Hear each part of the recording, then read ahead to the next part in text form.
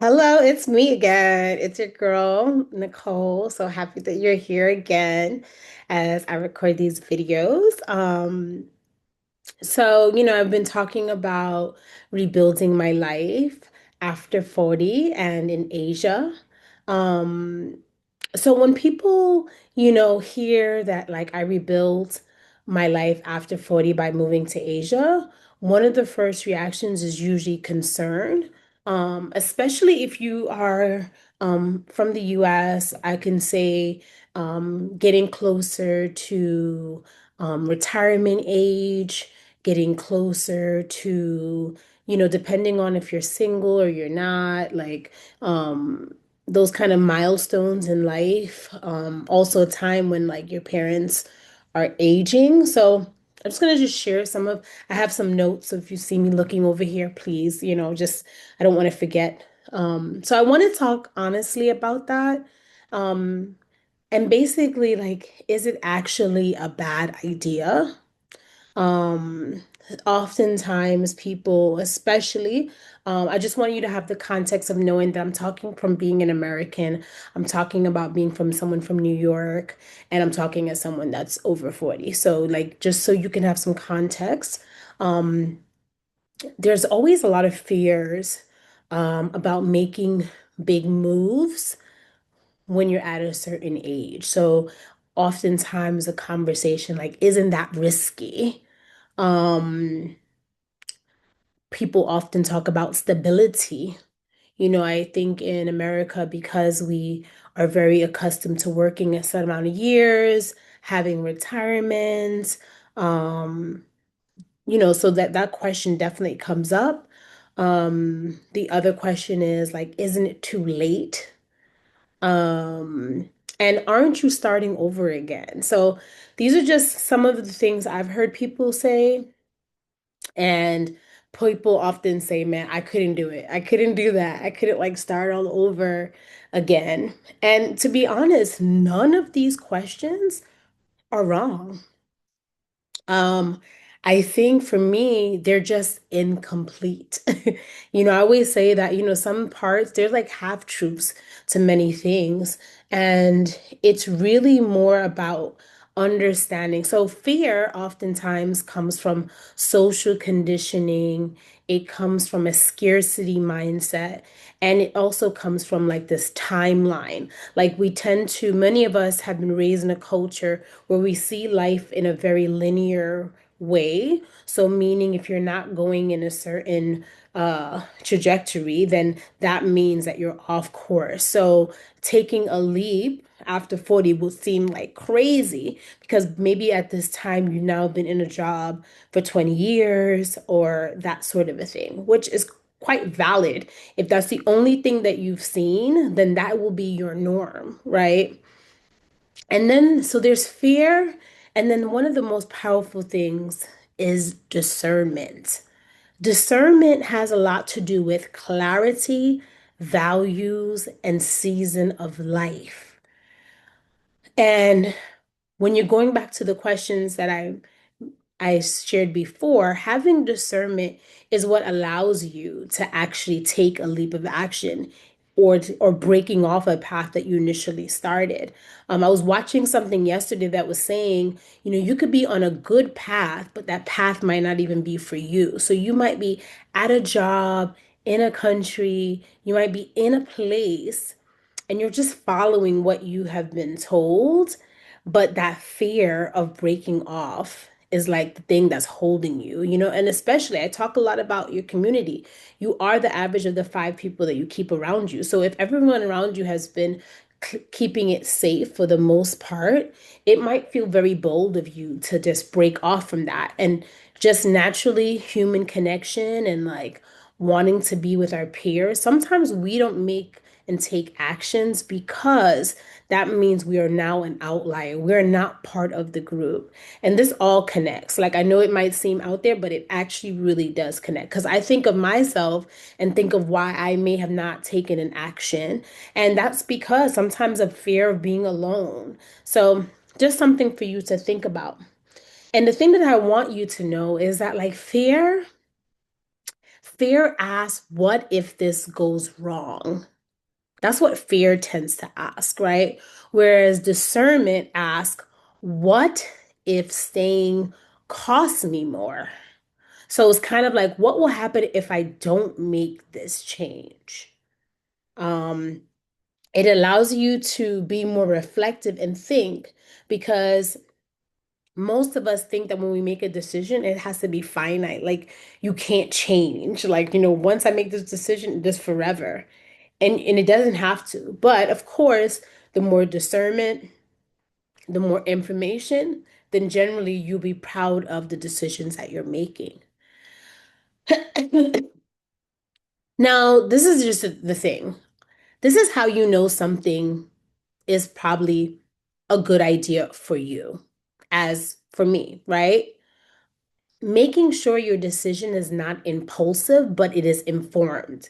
Most of us, I love YouTube. Why? Because people are sharing their experiences.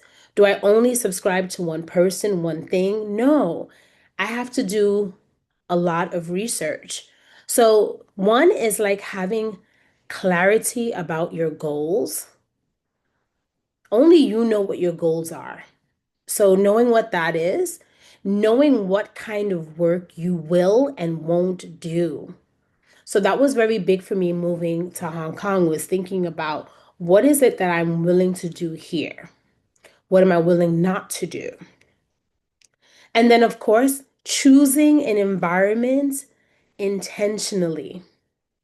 So for me, especially like living abroad, I really take to heart like where I live, the community that I am around, because that's so it has a big impact on the way that you live. Um, and I didn't realize it. You only realize it until you're out of your normal environment. If you're around winners, you're going to think about winning. If you're around people who are exercising, you're going to want to exercise. Of course, there are other things that add to an environment like clean air, nice weather, if it's walkable, but like our environment impacts us. So making sure that you do that. And then of course, we live in this world, we live in this capitalist system, right, where we need money to thrive. So, financial and emotional flexibility. So, if you're going to make a leap, if you're going to do something, is this going to make you feel emotionally flexible as well as financially flexible?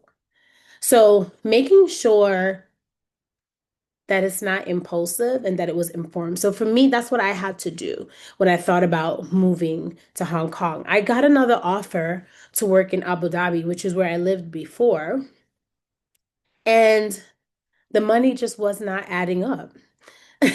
And when I had to go back to what my goals were, it just didn't make sense. Of course, it would have been easier to go to Abu Dhabi because I already know people there. I have a community. So there were things that I could easily tether to, right? I could have just said, "Oh, I'm familiar with it." But then I had to go back and say, "Does this align with my goals?" So I had to take a little discomfort coming to a brand new place that I'd never lived and going back to like what are my goals and what is it that I actually desire. And this is like one of the real questions that people actually avoid, in my opinion. Like the question isn't about whether moving to Asia after 40 is a bad idea. It's whether staying somewhere that no longer fits is a safer one. Most of us talk about what can go wrong, but many of us don't think about what if you just decide to stay where you are, do what you're doing. Like, have you ever thought about what would happen as a result of like not doing that? Right? And you'll never know if you don't ask yourself those questions.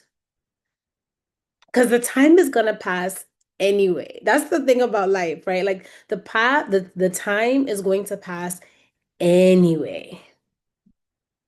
So I would just like implore you to like not think so much about just like your age and whether something is a good idea or bad idea, But think about if I am going to stay and do what I'm doing right now, how would you feel about that? Will that be safe for you? Will that be better for you? Will that help you with your goals? I would love for you to think about that. So, if you're asking these questions, it actually does not mean that you're reckless. It just means that you're paying attention. And, it's really important that um, I just want you to know that I'm not here to even convince you to move abroad, to move to Asia. I'm just here to name what's real because I know that there's someone watching this right now who probably has an idea about something that they want to do. And maybe the block is your age. Maybe the block is your family. Maybe the block is like not having the self like belief. But I'm here to say, let's kind of re-engineer your questions.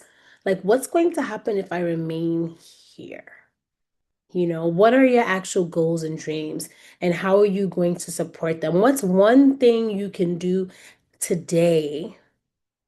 What is one thing you can do today to get out of your way? What is that one thing that you want to do to shift? Please share it in the comment. If you decided, my one thing is actually recording these YouTube videos. I have said for so long that I wanted to have a YouTube channel. I wanted to share.